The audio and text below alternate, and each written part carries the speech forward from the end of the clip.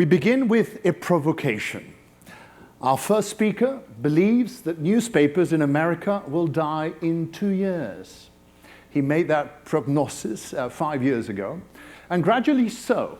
In Europe, they will die in the United Kingdom in 2019, in other parts of Europe in 2020, Australia 2022, and so on, and so on, and so on, until newspapers on print become extinct by 2040.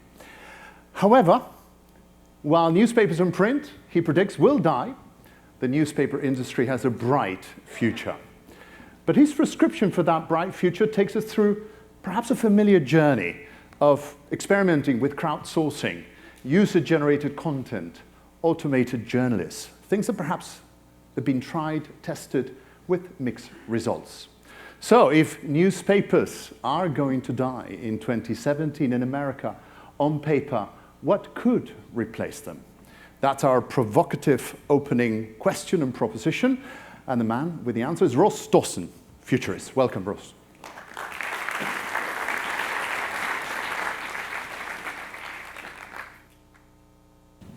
We live in extraordinary times, and that's been driven by the extraordinary acceleration of information over the last years.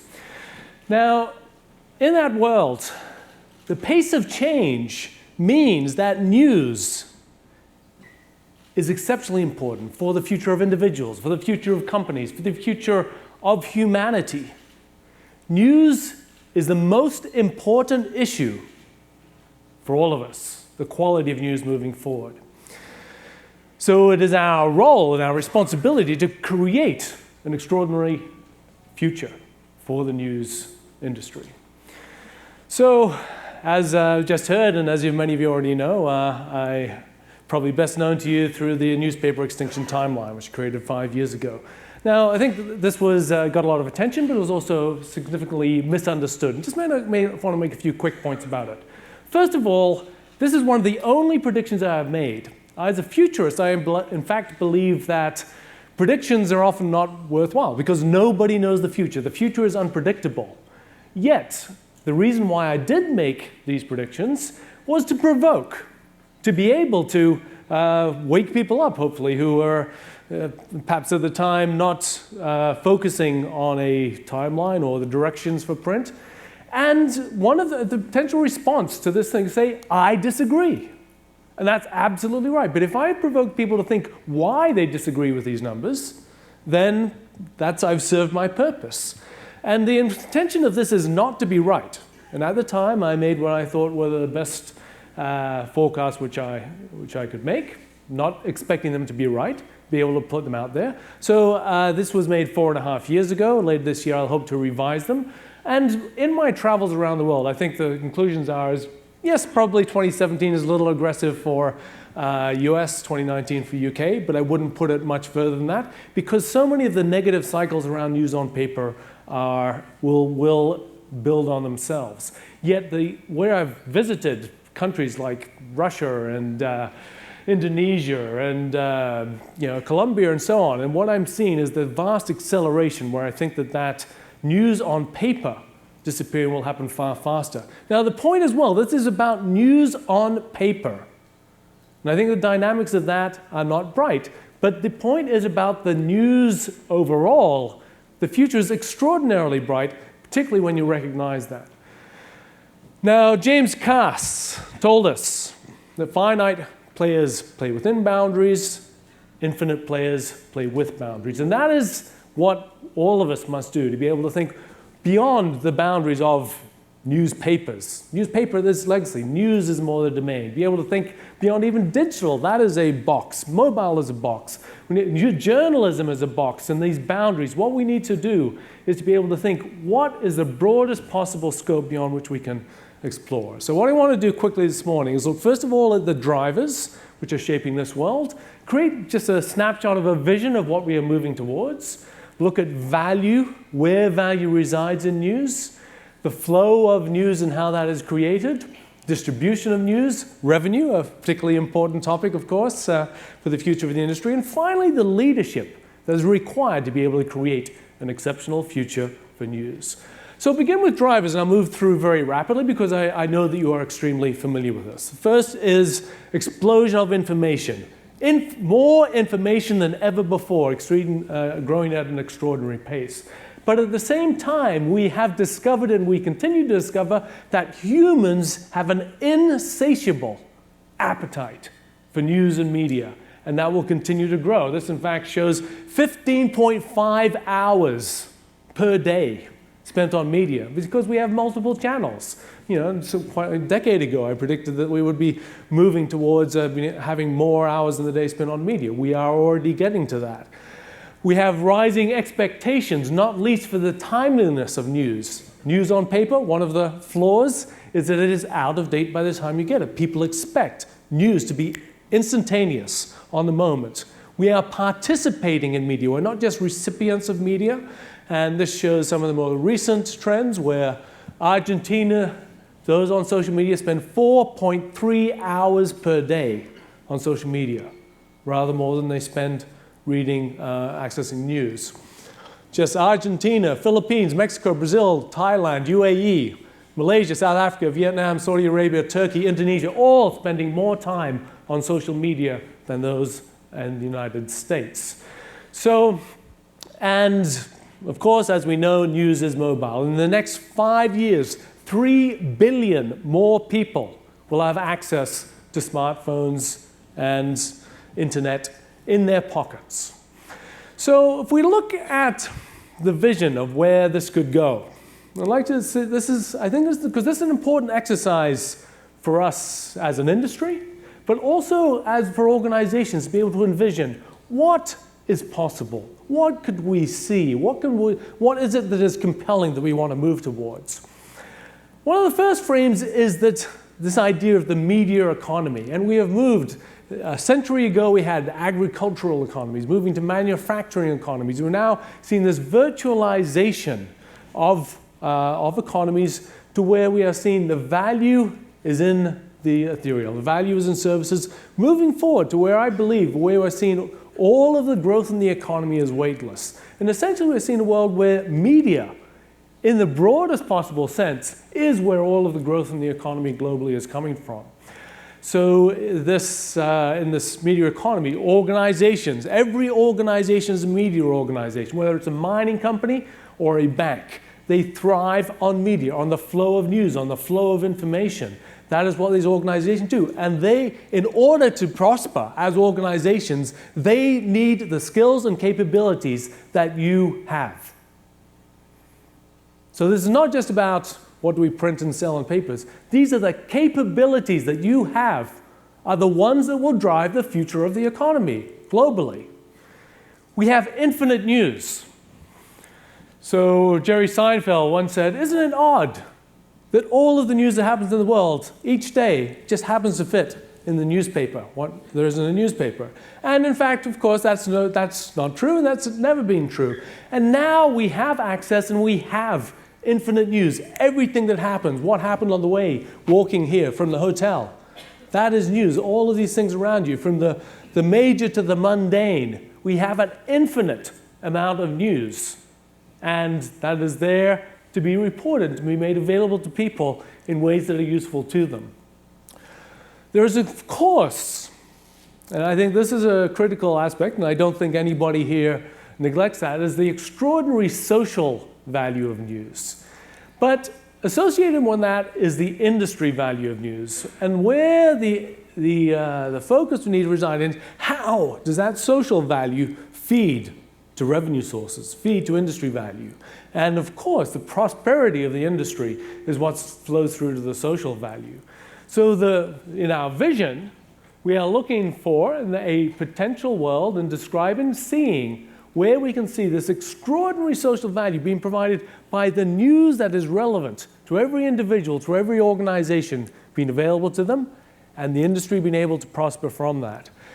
And part of that vision, of course, is that there are successful transitions from the organizations that have served us in the past in building with news to the organizations of the future being able to create that. And once we can understand, place that as a vision, that helps us to come back and to think, well, what is the path from here in order to be able to create that future? So value.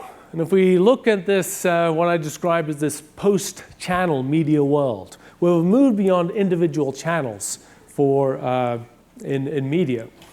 I've created a framework. After I created the newspaper Extinction Timeline, I created a newscape, which identified where some of these sources of value are. I'd like just to run quickly through this. Now, this is actually a 3D web visualization. So one of my organizations has taken this and put this on a web browser. And in this solar system, you can see at the center are the interfaces. And there are existing interfaces to be able to access this world of news, including paper, including TV, as well as a number of new interfaces. And we'll come back and look at those a little more later. So in this system, there are 8 domains. And just to say a couple of words around each of these 8 spaces. In terms of timeliness, where the value of timeliness is becoming ever more important. And this requires being able to access not just direct reporting, but those from beyond, and being able to make sure that that is actionable data through, indeed, the validation and verification of that data. No, news needs to be not just a rehashing of things which we've seen so much on the web, but being original, be able to uncover investigative sources of information. We have insight, and this is a classic journalistic capability, be able to see, provide context, provide analysis, provide the synthesis of information, be able to come together. So these capabilities, extraordinarily valuable, will continue to be before. What we're seeing is the rising of design, of the aesthetics of news and information, where we can have the ease of use, being able to visualize that, indeed having tangibility, which is one of the values which we have from paper. Reputation is valuable because it provides a validation that this is a source of information that can be trusted. You don't need to be able to go through and cross-check and validate that. That provides value in news information. Community is important because it provides identity. It can actually help curate. And also brand sits between reputation and community. It is people who come together to be able to recognize the reputation of an organization. In extraordinary information, we do need to be able to filter that to what is relevant to an individual or organization. And part of that is providing the aggregation, being able to bring that information together to one source. And finally, the relevance, be that in local, be that relevant to the individual, being able to have those happy accidents where you can link those resources to those to where they can be applied. So we've just taken a quick skim through these 8 domains of the newscape, these 8 sources of value in this post-channel media world. And we'll come back and reference some of these as we move a bit further forward. But the critical thing I'd point to is that the value is no longer just created by organizations, it's created across ecosystems. So this is back from my work from 15 years ago, and describing this world where in a connected world, value is no longer created by organizations. Value is created across ecosystems, and then you take part of that value from yourself. And we've seen that, just one example is Piano Meter in Slovakia, which has brought together competitors to be able to create value for the news system, to be able to a single force of aggregation for that news across many countries. So this is where this ecosystem of news is brought together by creating value by the individual participants, and each of them takes and a part of that value beyond that. But it's not just the news organization, it's going beyond that. What is this ecosystem in the broader space in which you are providing? Also, it's seen that brand and reputation, they are absolutely critical, and the brands that you represent in this room have phenomenal power. Now, one of the things we are seeing, the rise of new brands is becoming ever quicker, but also recognizing that brands of the past need to be made to be brands of the future. People are recognizing change, and what was relevant is not necessarily relevant moving forward. So we're seeing these faster shifts. Yes, it's an extraordinary asset. It's extraordinarily valuable to have that brand, yet these are more and more volatile. They are moving faster and faster as we move forward. So news, and I think we could have looked at this domain in terms of journalism. But I think journalism is a boundary which we need to transcend.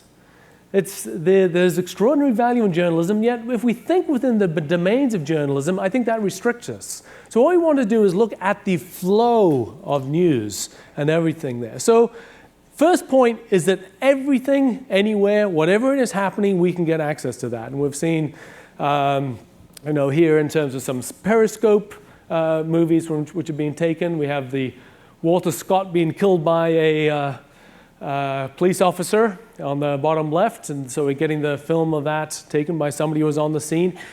All news, everything everywhere, because we have recording devices, and this is just the beginning of what we have, means that anything, anywhere, whatever happens, that can be recorded and is available to us. So this means that we need to bring together professionals and amateurs in creating news.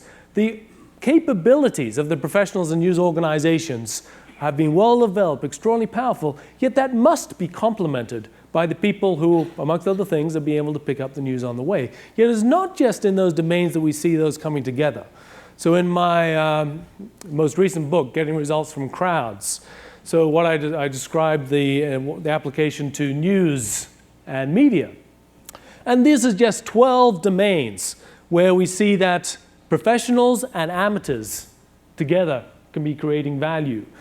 And so this is certainly one part of it is, yes, people on the spot being able to gather some video, which then becomes fodder for the news machine. Yet across every aspect of the news cycle, there is value from what can be done by crowds, value that can be created by amateurs, complementing professionals.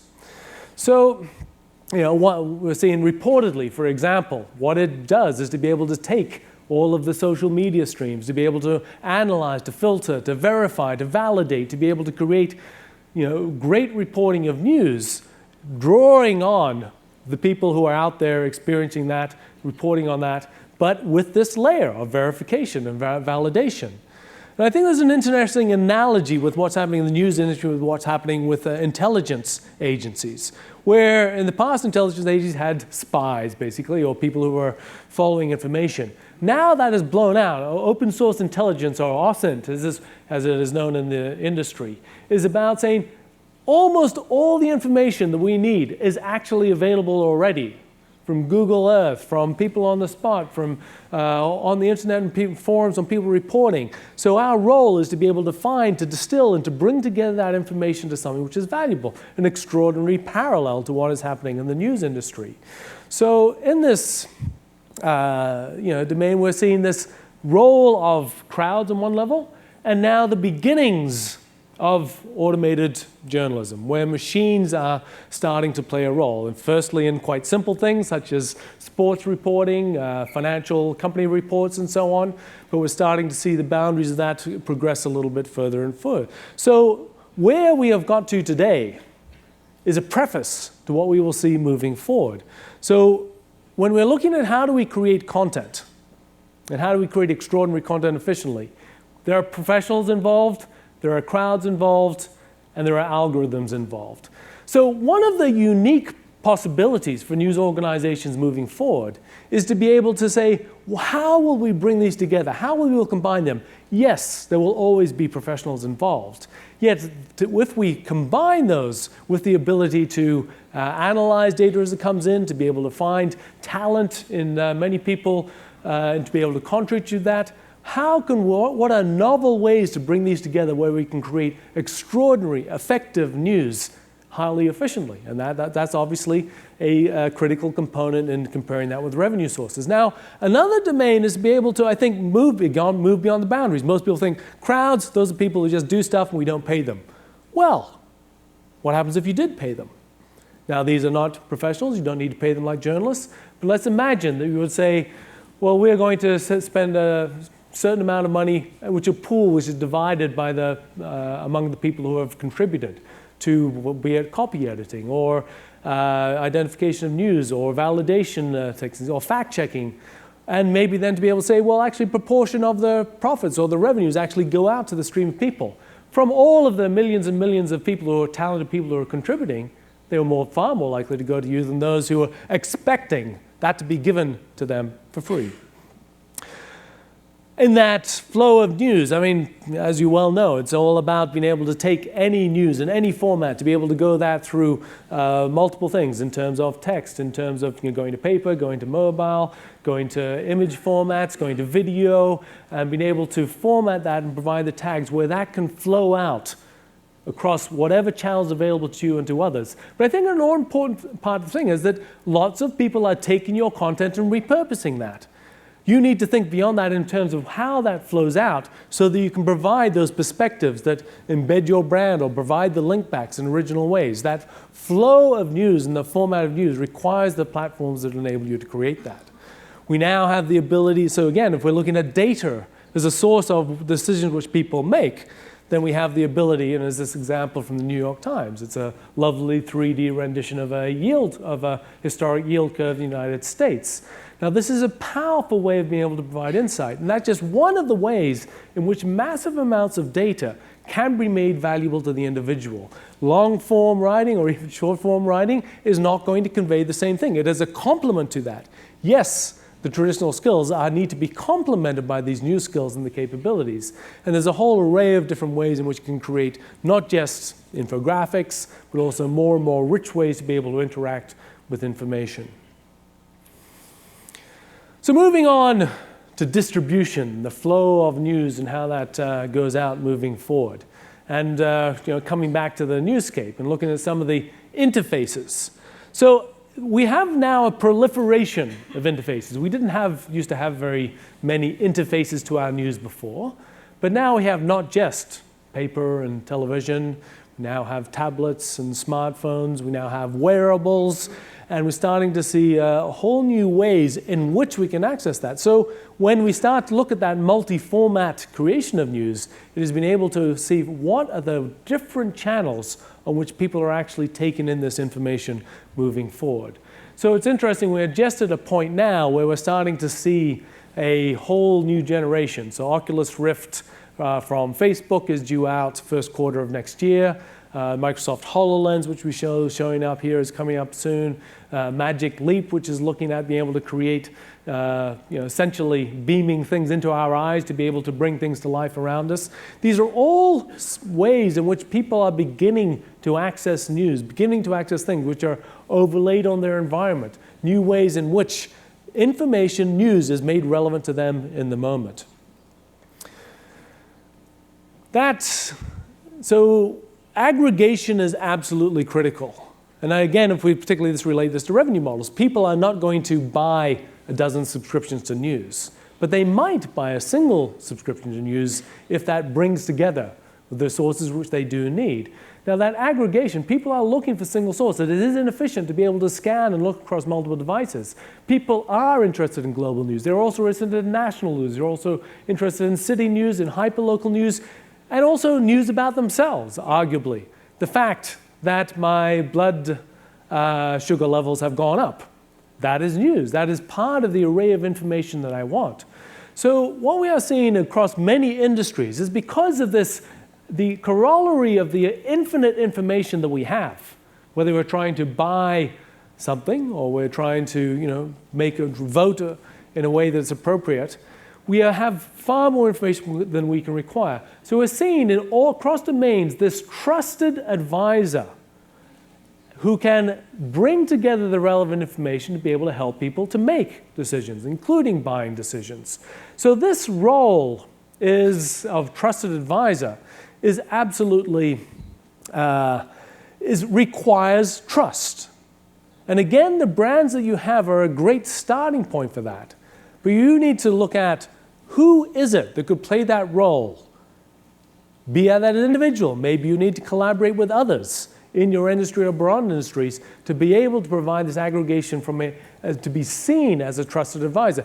But again, there is a link to revenue. If you are able to facilitate people in making effective buying decisions, you can be the source for that.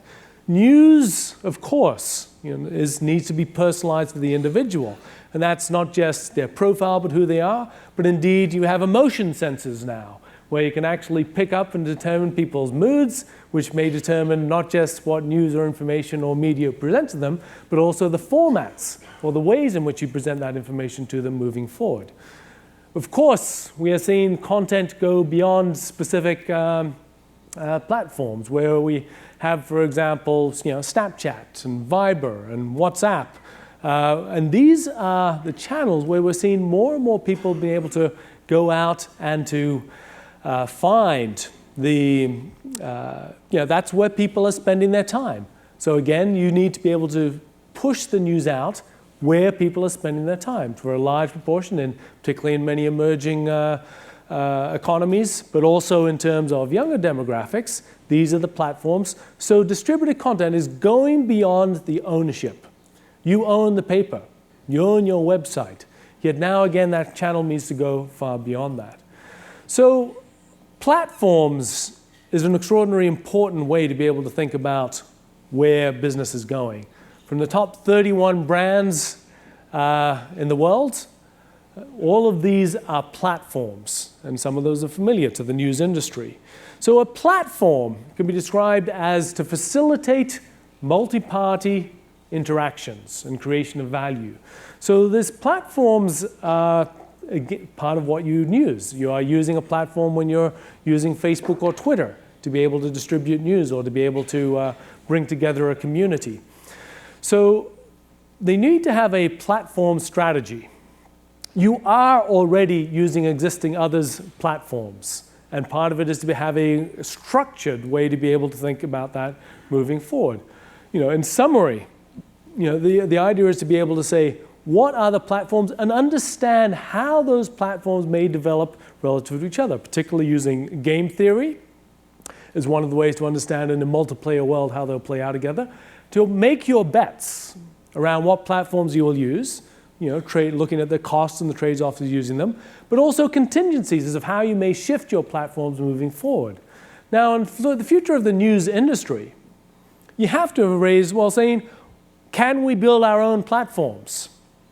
That is highly challenging. But within national or language boundaries, it's absolutely possible to be able to do that. Where we need to be able to provide is, what is the compelling offer which will draw people in?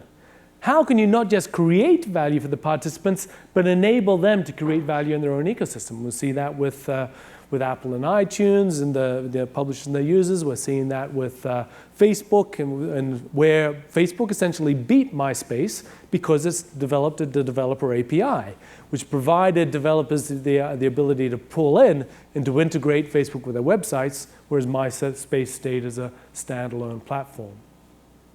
So moving on to revenue. So another framework I created a little while ago was for the media revenue models. And just looking at the array of potential revenue models that we have.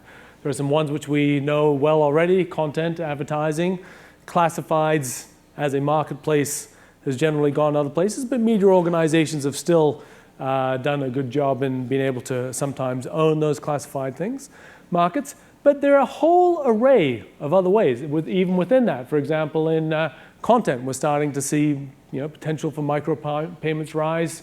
Lead generation, that's something which organizations will pay an extraordinary amount for.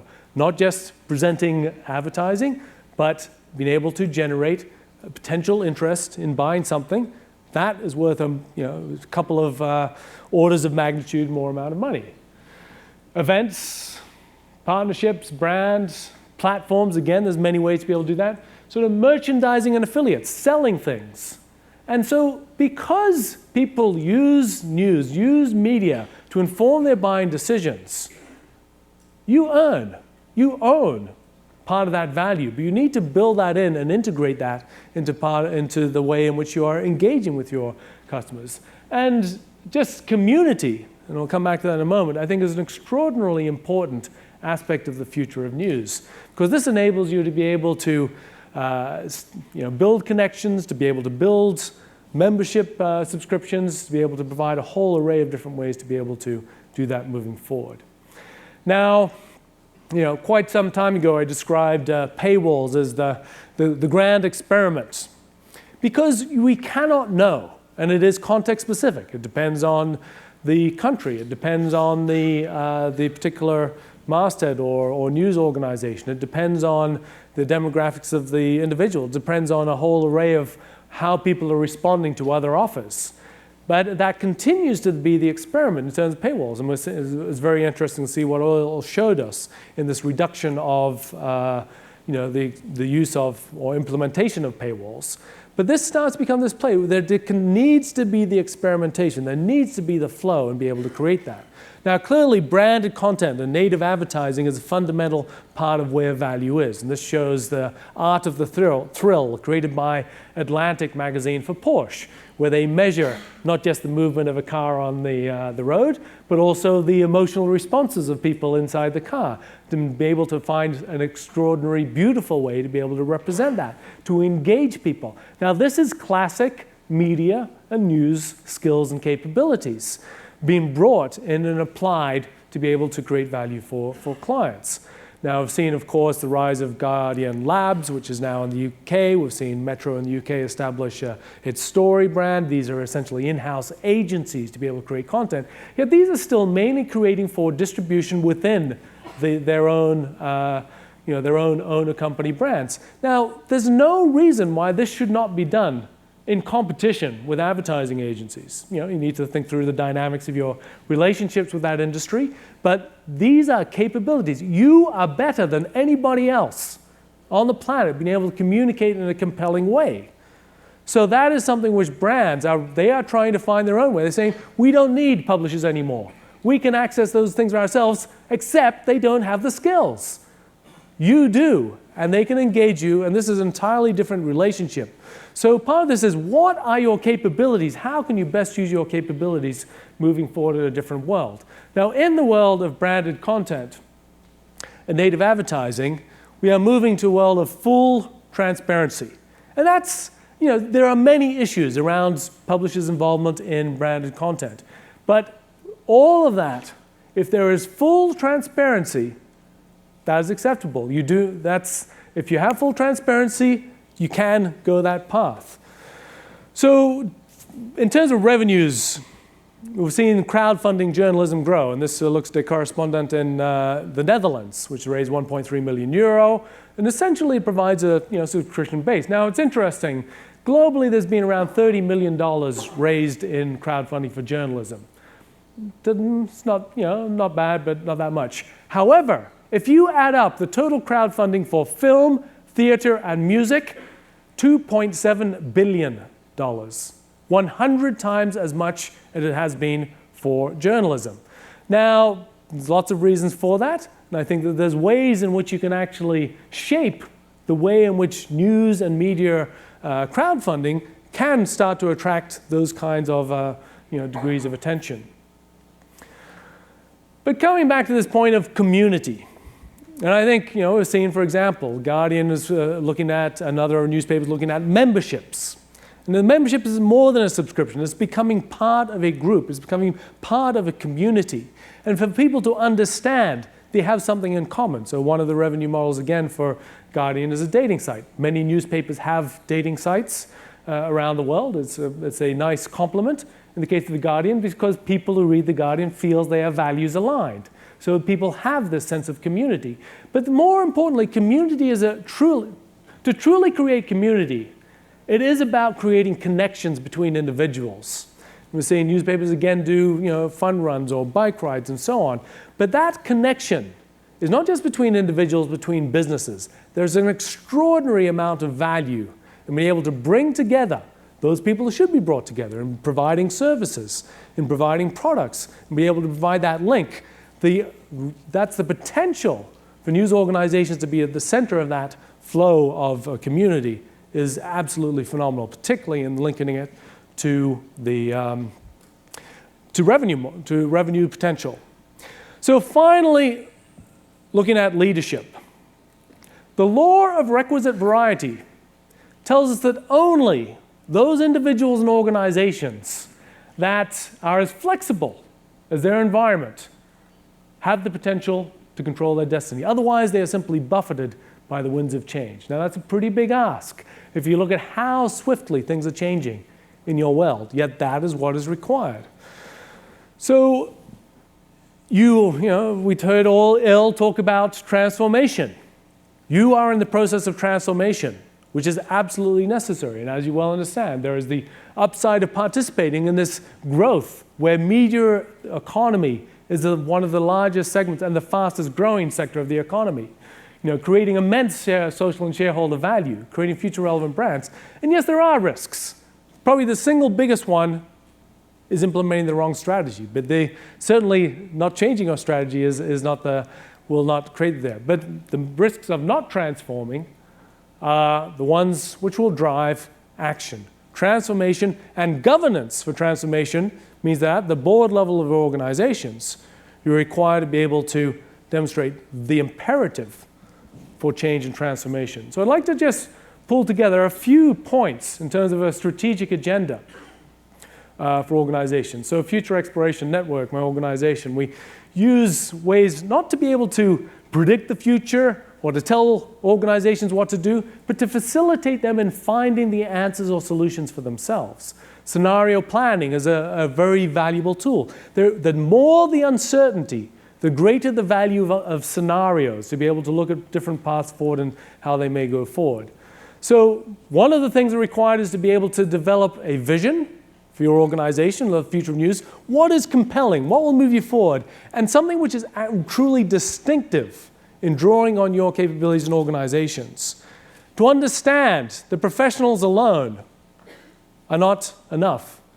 The crowds in many, many forms and automation will complement professionals. And there are many unique ways to be able to design that as a space for experimentation. Clearly, organizational capabilities developed. There are some individuals who do not have the capabilities moving forward, and that is part of the management process you need to develop, to educate, continuous education, finding new people to bring those in. There are some of the elements of the past. We talked before about the context analysis synthesis. The same capabilities in the past as in the future.